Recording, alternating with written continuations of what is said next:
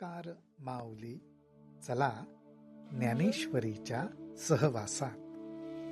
ज्ञानेश्वरी अध्याय 8 मधील ओवी 134 ते ओवी 139च्या सहवासात आपण जाऊया.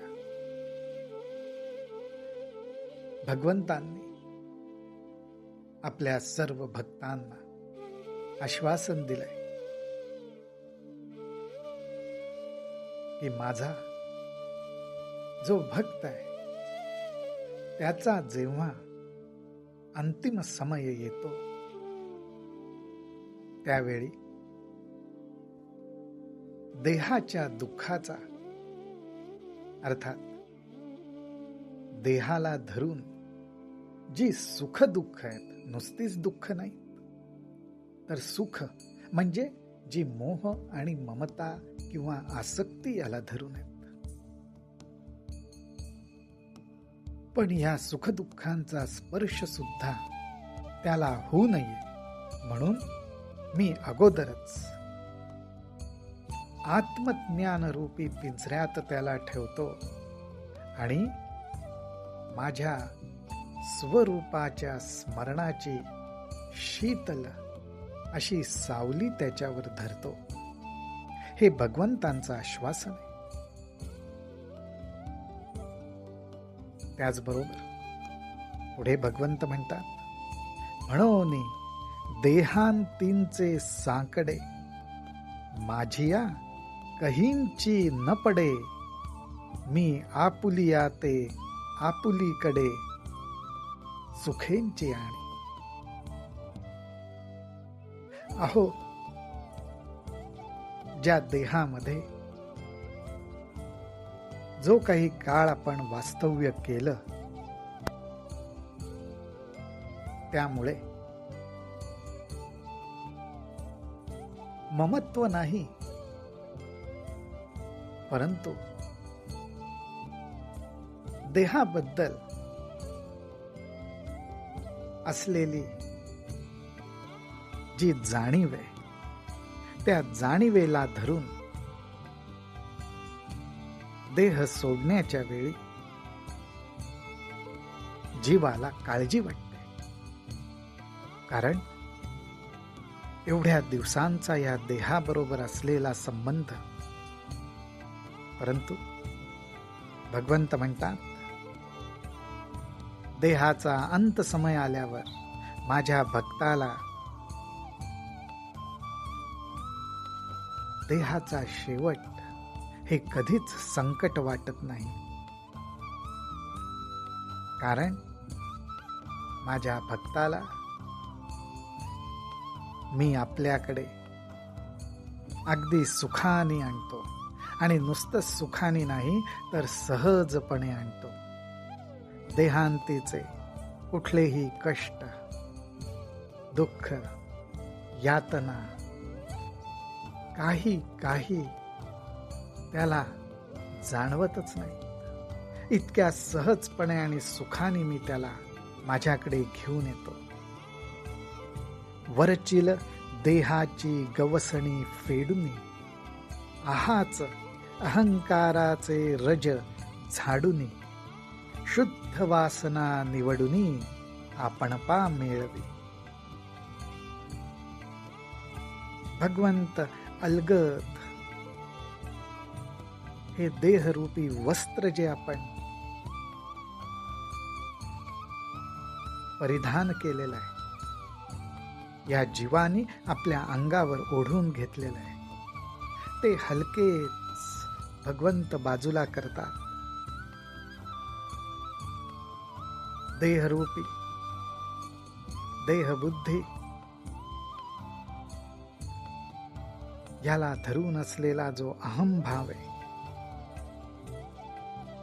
त्या अहंभावाचे रज अर्थात धुळीचे कण, अहंकार रूपी धुळीचे कण भगवंत झाडून घेतात. ज्याप्रमाणे आपण सुद्धा एखाद्या वस्त्राची घडी घालण्याच्या अगोदर ते वस्त्र झटकून घेतो, कळत न कळत त्याच्यावर जमलेली धूळ झाडून टाकतो, झटकून टाकतो. त्याप्रमाणे भगवंत सुद्धा चुकून अहंकार रूपी धूळ जर चिकटलीच असेल तर ह्या देहरूपी वस्त्रावरची ती झटकून टाकतो आणि फक्त भगवंताच बद्दल असलेलं जे प्रेम, अशी ही जी शुद्ध वासना, तेवढीच आपल्या स्वतःमध्ये तो मिसळून टाकतो, म्हणजेच भक्ताला आपल्याशी एकरूप करून टाकतो.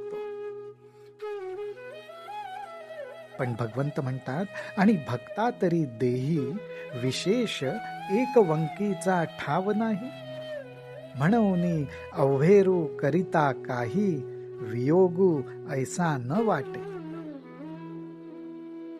भगवंत म्हणतात, याच्यात मला सुद्धा फार कष्ट पडत नाहीत. कारण का? तर भक्ताने स्वतःच्या देहाबद्दलचा अहंकार, ममत्व, प्रेम, मी देहच आहे अशी बुद्धी याचा केव्हाच त्याग केलेला असतो.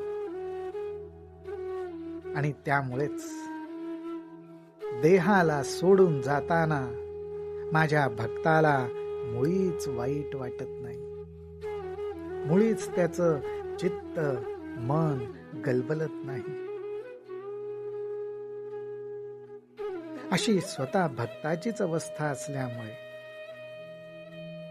भगवंत म्हणतात, ही अवस्था कशी आहे तर ना तरी देहांतीची मिया यावे, मग आपण या ते न्यावे, हेही नाही स्वभावे जे आधींची मज मिनले. अहो, माझ्या भक्ताच्या देह ठेवण्याची वाट पाहावी आणि मग मी त्याला आपल्याकडे घेऊन जाण्यासाठी म्हणून यावं. भगवंत म्हणतात, नाही हो, हे भक्त तर अगोदरच माझ्याशी एकरूप होऊन गेलेले असतात. त्यामुळे मला त्यांच्या देहाच्या अंत समयाची वाट पाहावी लागत नाही आणि त्यांना सुद्धा ती वाट पाहावी लागत नाही, कारण स्वभाव आहे, सहजपणे ते अगोदरच माझ्याशी एकरूप होऊन गेलेले असतात. हे भक्ताचं भगवंताशी एकरूप होणं म्हणजे परत वेगळेपणाने काही क्रिया घडते असं नाही. मुळात भक्त आणि भगवंत एक रूपच असतात. ते कसे?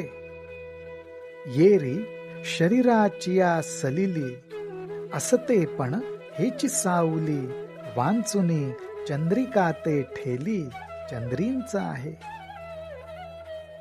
ज्ञानोबा रायांनी इथे सलिली म्हणजे अर्थात जळाचं उदाहरण दिलेलं आहे. ते म्हणतात, चंद्राचं प्रतिबिंब